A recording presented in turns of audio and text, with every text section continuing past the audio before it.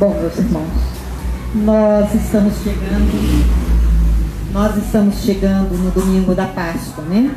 Nós estamos na Semana Santa, hoje quarta-feira da Paixão e amanhã quinta, sexta-feira, nós comemoramos a morte de Jesus.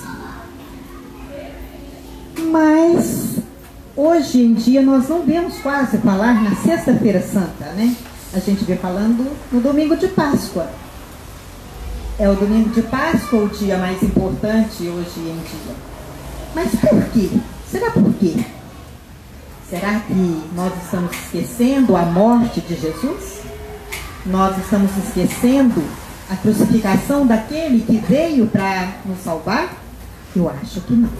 Nós apenas estamos aprendendo a ter uma nova visão. E eu gostaria de começar aqui falando a respeito da Páscoa. A Páscoa, o nome Páscoa vem de uma palavra grega que eu não dou conta de falar o nome, tá? Então eu não vou falar porque eu não consigo falar.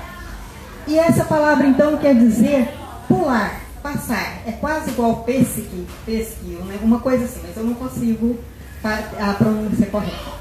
E essa palavra quer dizer pular. Por que essa origem?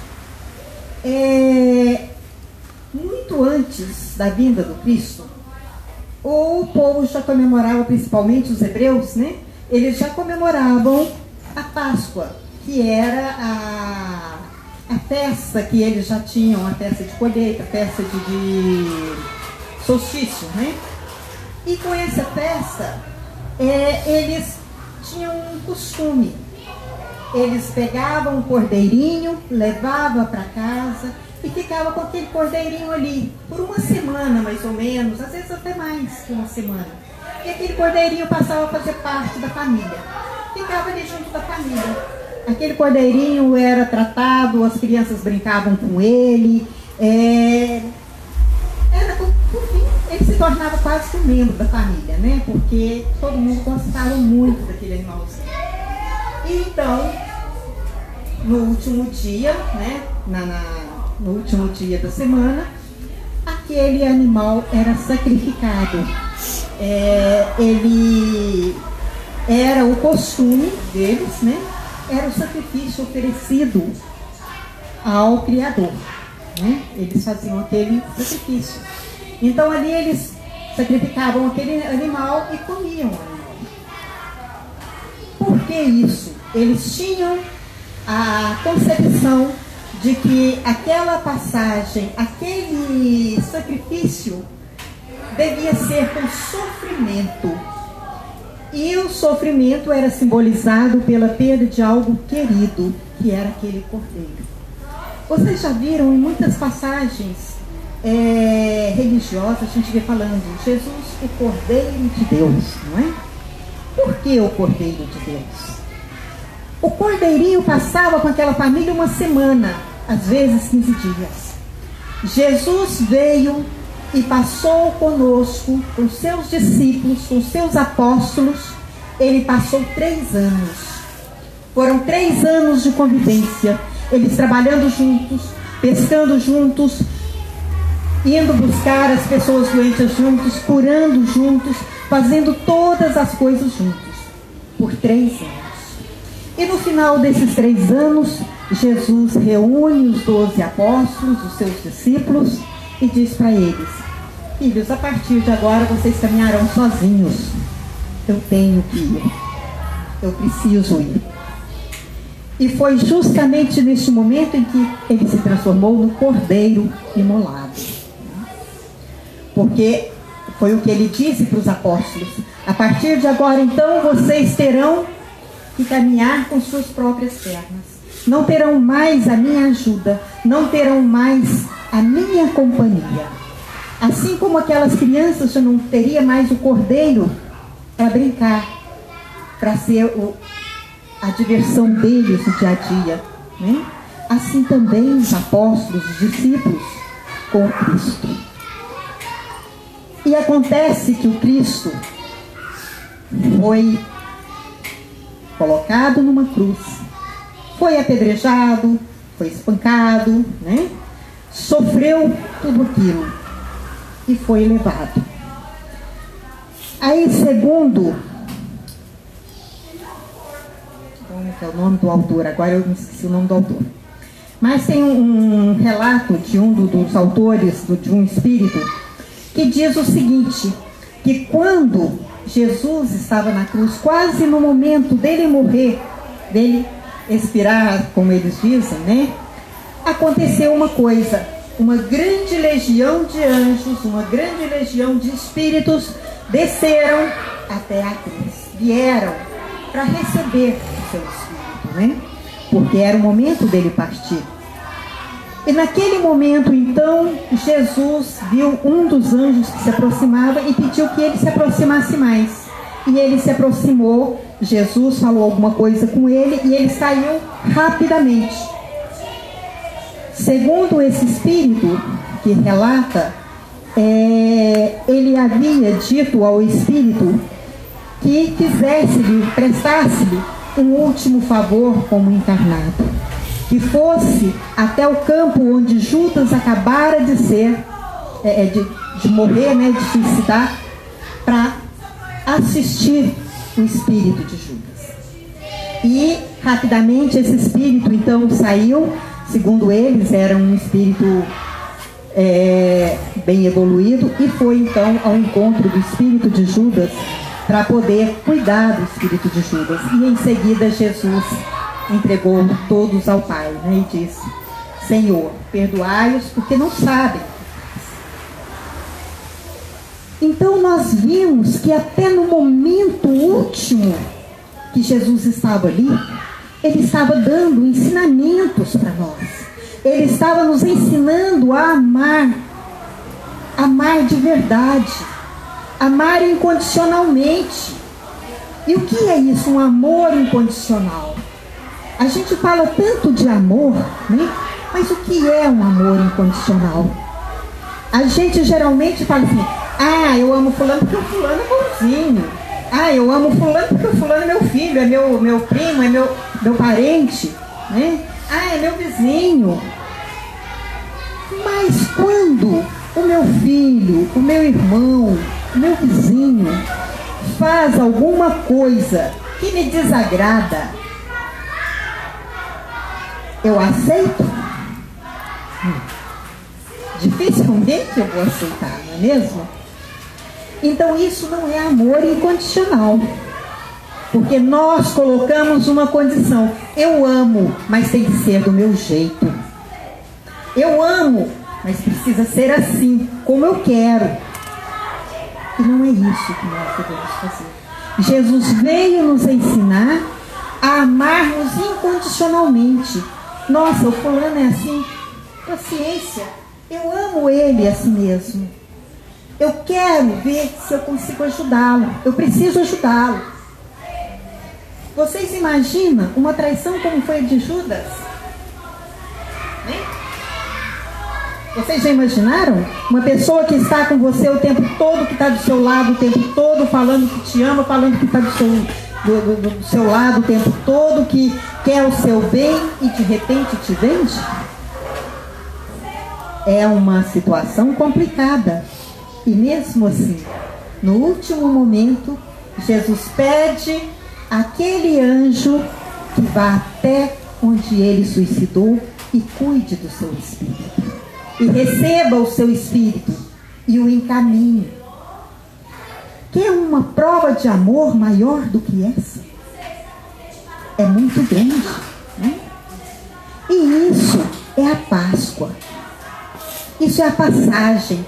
Quando nós dizemos Páscoa, como eu dizia no início, a palavra quer dizer pular. Por que pular? Quando Moisés estava retirando o povo do Egito, aquele povo hebreu do Egito, os escravos, vamos assim dizer, né? aquele povo que estava sendo escravizado ali no Egito, e Moisés consegue tirá-los dali, o que acontece? Vem o anjo da morte, como diz eles, né? Diz na Bíblia, vem o anjo da morte trazendo aquelas pragas. Então todos os primogênitos deveriam morrer naquela noite. E o que é que foi orientado àqueles pais de família? Pinte a sua porta com sangue de cordeiro. As portas que estiverem pintadas com sangue de cordeiro será poupada. E assim se fez. Todos eles fizeram o pão que eles tinham o costume de fazer, fizeram as ervas amargas que era costume de se fazer, e sacrificaram o cordeiro e pintou as suas portas com sangue do cordeiro. E então, quando o anjo da morte veio, ele pulava aquelas casas. Daí o nome Páscoa, que quer dizer pulo. Então ali o anjo da morte pulava aquelas casas, né? Passava aquelas Páscoas, aquelas casas. Daí o nome Páscoa. Mas isso também vem nos mostrar que Jesus veio para trazer a libertação. Que Jesus veio para nos ensinar o amor verdadeiro, o amor incondicional, né? E aonde é o lugar que nós mais precisamos desse amor incondicional? Qual é o ambiente onde nós mais precisamos de usar esse amor incondicional? No nosso lar, né? Na nossa família. Aquele primo chato, aquele tio que é intragável. Então todas essas pessoas precisam do nosso amor incondicional. Nós temos que aprender a amá-los. Eu não vou dizer para vocês que hoje eu consiga amar, mas amanhã talvez eu consiga amar um pouquinho assim. Daqui a um ano talvez aumentou um pouquinho assim. E a gente vai trabalhando isso dentro de nós. Vamos trabalhando isso e melhorando, mudando esse pensamento nosso. O nosso pensamento de perdão. Assim como Jesus perdoou Judas, não vou dizer que ele perdoou, porque com certeza ele não tinha nada o que perdoar. Porque quem ama não precisa perdoar. Quem ama não precisa de ir atrás do outro e falar, eu te perdoo, me perdoa. Mas quem ama, realmente, quem ama incondicional, não vê o defeito. Pode até ver, mas aceita e tenta libertar o outro daquilo que está fazendo errado. A gente muitas vezes, não vou dizer assim, a gente entra na vida do outro, mas a gente tenta abrir o olho dele, tenta conversar com ele, tenta melhorar a pessoa. E na própria Bíblia está escrito, se você vê o erro no seu irmão, converse com ele, tente orientá-lo 1, 2, até 3 vezes, né? Mas se ele não quer te ouvir, então você aceite-o do jeito que ele é e tenta caminhar juntos, não compartilhando os mesmos atos, porém aceitando a pessoa como ela é, tentando conversar, tentando levar a pessoa como ela é. Mas isso não quer dizer que você tem que compartilhar daqueles atos que você não aceita. Isso não quer dizer que você tenha de ser conivente com aquelas ideias que você não aceita. Mas que nós aprendamos a amar. Porque quando nós amamos essas pessoas, a gente tenta ajudá-los. E eles, só de nos ver, começa a mudar também as suas atitudes. Porque quando as pessoas são boas, elas influenciam os outros. Uma pessoa boa, ela influencia no mínimo, de 10 que estão do lado dela, no mínimo uma vai ser influenciada por ela. E vocês imaginam, numa multidão de 1000 pessoas, se 10 são bons, esses 10 vai influenciar mais 10. E esses outros 10 vai influenciar mais 10. Você já viu quando joga uma pedrinha no meio de um lago? O lago pode estar lisinho, limpinho, assim, bem sereno, né? Se você joga uma pedrinha lá no meio, o que vai acontecer? Vai formando aquelas ondinhas, não vai? Vai sendo aquelas ondas. Assim também é as nossas atitudes.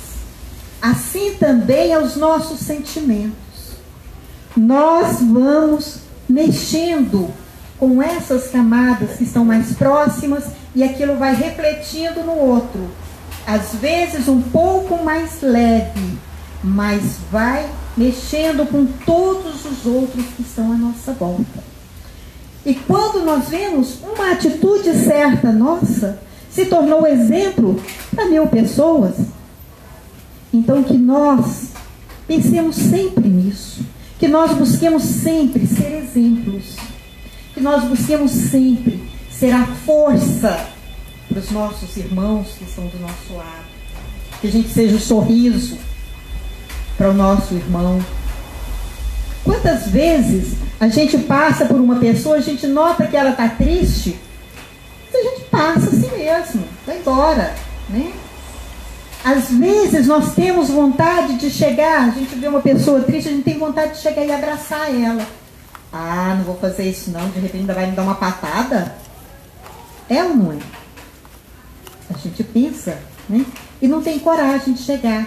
Por que não chegar e dizer, fulano, eu posso te dar um abraço? Gostaria muito de te dar um abraço, posso? Mas nós não temos coragem. Às vezes, um abraço que a gente dá numa pessoa que está com problema, salva aquela pessoa de uma doença. Salva aquela pessoa de um suicídio. Hoje nós estamos vendo uma onda de suicídio muito grande. Nossos irmãos não estão valorizando a vida como deveria valorizar. E isso preocupa muito. E por que acontece isso? A maioria dos casos, a pessoa se sente desvalorizada. A pessoa se sente inútil. Ela não tem motivos para continuar a vida. Ela acha que tanto faz a vida dela. E não é assim.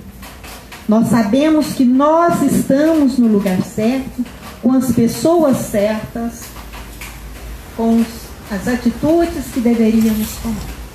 Às vezes tomamos atitudes erradas para o nosso aprendizado. Foi ontem eu ainda falava, gente, tudo o que nós passamos em nossas vidas, tudo o que acontece em nossas vidas, é justamente em consequência das nossas escolhas. Muitas coisas a gente fala, é de vidas passadas, estou pagando o meu karma, né? Estou avaliando as minhas coisas erradas que eu fiz lá no passado. Não, muitas coisas, a maior parte das coisas que passamos hoje é consequência das nossas escolhas erradas. Boa noite. Então, muitas vezes nós tomamos caminhos errados. Foi errado? Não sei. O que aconteceu na minha vida? Foi bom ou não? Se foi bom, eu tomei um caminho errado que me ajudou, né?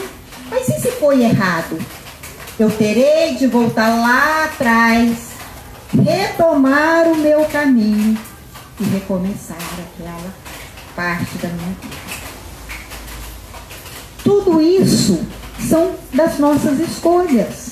São as escolhas que nós fazemos. E essas escolhas incluem nós nos darmos bem com as pessoas, nós buscarmos estar em harmonia com o meio onde nós estamos, em harmonia com as pessoas que nos cercam, em harmonia com a nossa família. Essa harmonia familiar, como eu dizia antes, é a principal, porque ali está as pessoas que nós precisamos para o nosso melhoramento, para a nossa melhoria. Nós sabemos que a família é um laboratório. Quantas pessoas diferentes nós temos em uma família? Às vezes são só 3 pessoas numa casa, mas cada uma pensa de um jeito, e é difícil conviver. Cada uma pensando de um jeito diferente, vai ser difícil da gente conviver.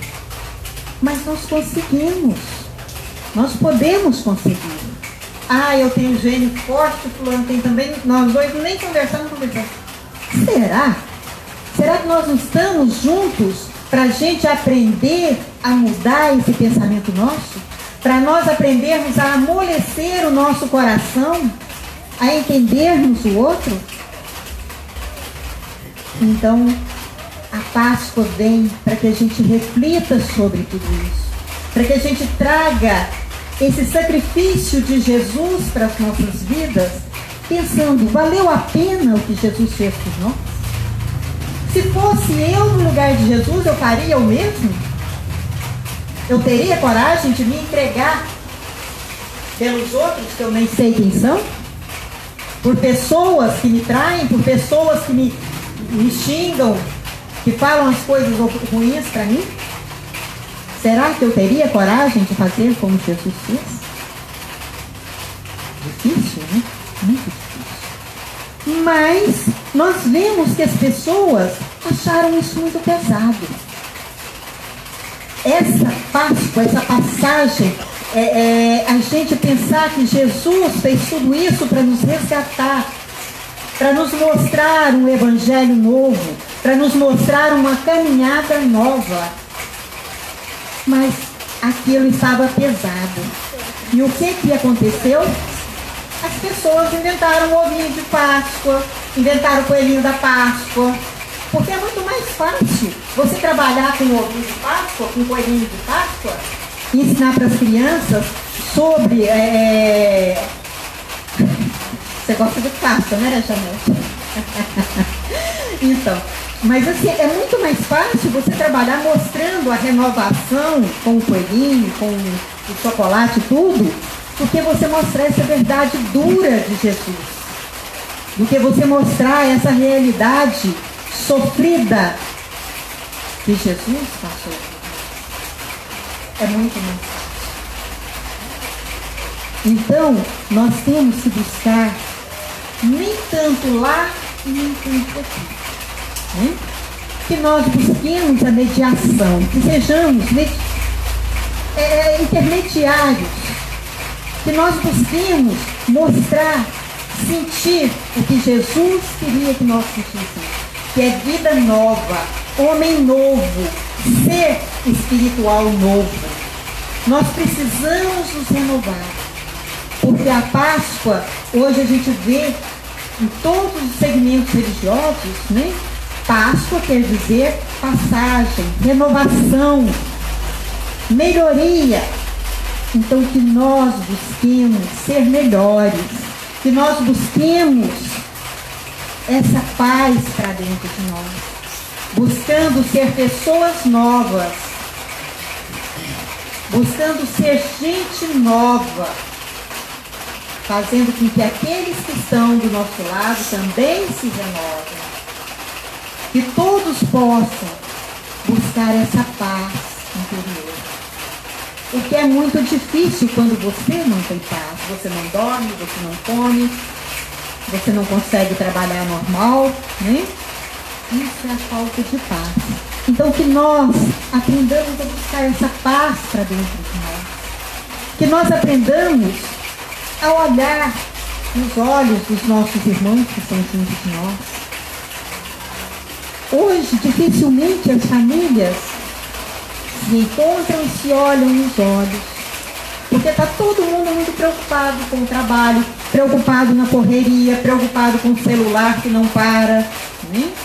São tantas coisas que acabam nos afastando. Nós vamos nos afastando uns dos outros. Então que nós busquemos, gente, olhar mais uns para os outros. Que nós busquemos mais conversar, não conversar teclando, mas conversar olhando um do outro, sentindo os sentimentos um do outro. Porque quando nós estamos conversando sem olhar para o outro, nós não sabemos o que ele está sentindo. Não é mesmo? Quando você está olhando, conversando, olhando para a pessoa, você sente o que ela está sentindo. Né? É a fisionomia que fala também. E fala muito forte. Né? Então nós precisamos disso para a nossa vida. Nós precisamos resgatar esse compromisso nosso uns com os outros. Resgatar esse contato nosso uns com os outros. Isso faz parte da nossa vida. Isso é importante para a nossa vida. Principalmente dentro da família. Isso é muito importante. Para que as pessoas se sintam amadas. Para que as pessoas se sintam acolhidas, pertencentes à família. Nós precisamos estar mais unidos. Não apenas de corpos, mas de sentimentos, de atitudes. Né? E vamos também falar dessa Páscoa, que nós aprendamos a buscar nessa Páscoa a união maior.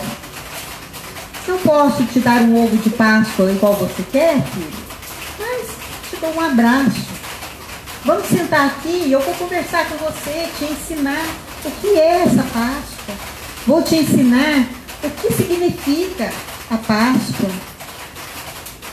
Porque às vezes, conforme a família entrega um ovo de Páscoa, a criança nem sabe o que é, né? Sabe que é um chocolate. Ela quer um ovo de Páscoa. Mas o que é Páscoa? Por que Páscoa? Então que nós aprendamos a conversar com os nossos filhos, com os nossos familiares, que a gente possa aprender a se unir um pouquinho mais. Que a gente comece a buscar esse amor incondicional para dentro do nosso lar. Que nós aprendamos, mas olha só, o fulano já deixou a toalha jogada ali de novo, né?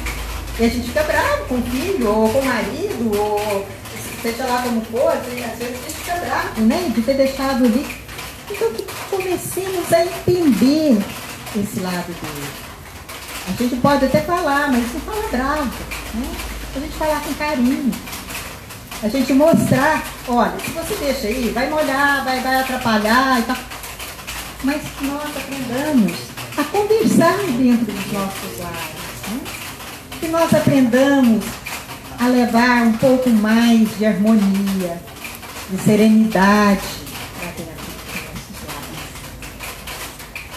E vai ser tudo mais fácil, com certeza, tudo será mais fácil, muito mais fácil.